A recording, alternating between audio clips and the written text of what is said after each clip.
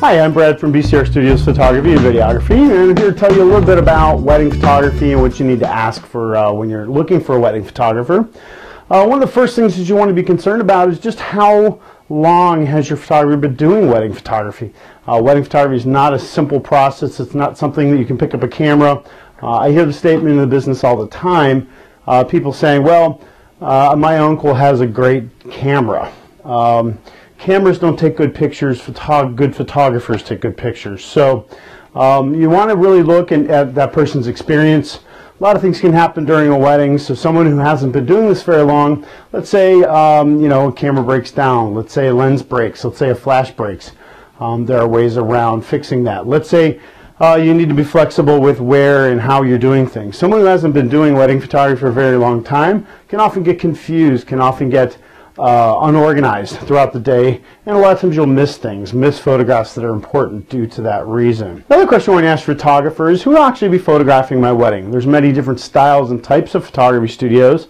One of them being what I call a conglomerate studio. That means you'll meet with a salesperson or the owner of the studio, and they'll simply send out someone who they feel would fit your style and budget as far as photographer goes.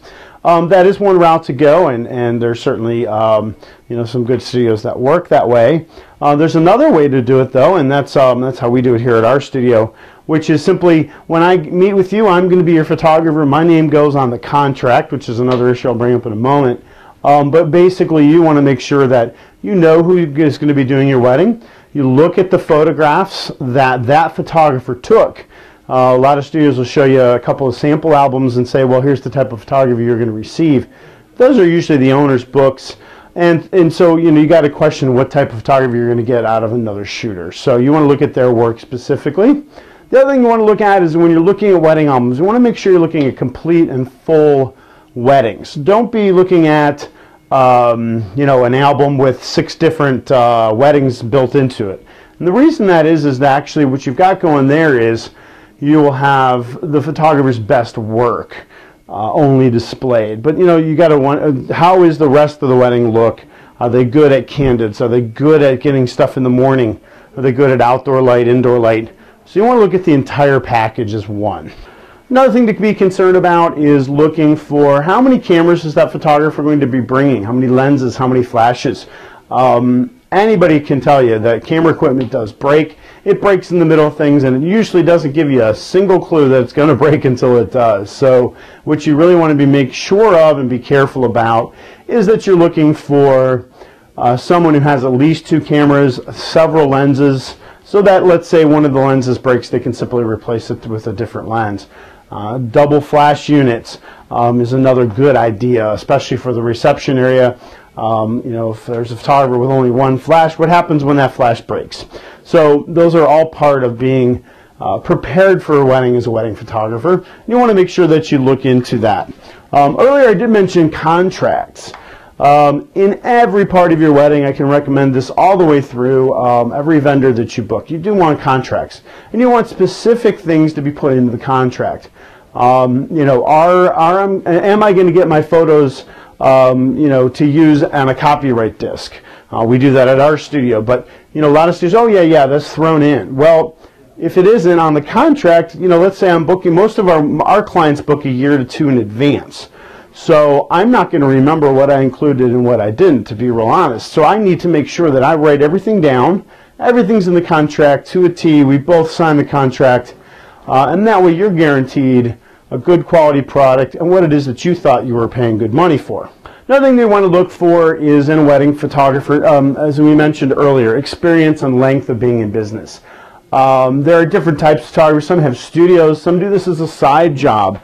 But one of the things that you do want to look into is if they've been doing wedding photography for a longer amount of time, they've probably been to your venue, they've probably been to your church. And of course, each location comes with its own set of problems that need solutions, lighting-wise, location-wise. How far do I need to get back to include a full view of the room? Do I need special lenses to bring along with me to handle that? So the more experience you have, of course, the better.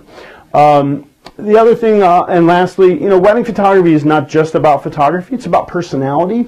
I always say to my brides, I'm going to be with you longer than your husband's going to be with you on the day of the wedding, because I'm going to be there when you're getting ready. A lot of times I go do, photo shoots at the hair salon. So we better get along. We better enjoy each other's company. And also the big question with that is that, am I going to try to control your day, or am I going to make you guys have a little bit of fun? I always try to make the experience fun. I've got my set of bad jokes, of course, that I like to tell, but I mean, I really want you guys to have a good time at your wedding. And ultimately, that personality, that relationship, and that comfortability factor is a major part of wedding photography. I make my brides and grooms, I don't make them, but you know what I mean. I ask my brides and grooms to simply come in and have an engagement session with me.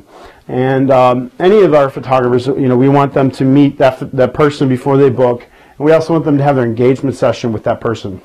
It builds a rapport. It makes us understand each other on a better level. And I have a statement I usually: come as a client and leave as a friend. I really believe that that's the best way to handle a wedding, and make sure that you guys are happy with the final outcome and final product. Lastly, just as you're looking around, I definitely recommend you go to 1, 2, maybe 3 places. Wouldn't go over that. You're going to get yourself too confused as to what's going on. And lastly, have fun on your wedding day with your photographer. That will always make sure your pictures are better. We often are asked to get photojournalistic styles of photography. You have to have some photojournalistic moments throughout your day. Be romantic with your groom. Have some fun and enjoy yourself. And that's the ultimate best way to ensure that you're having a wonderful wedding photography experience. Thanks for your time.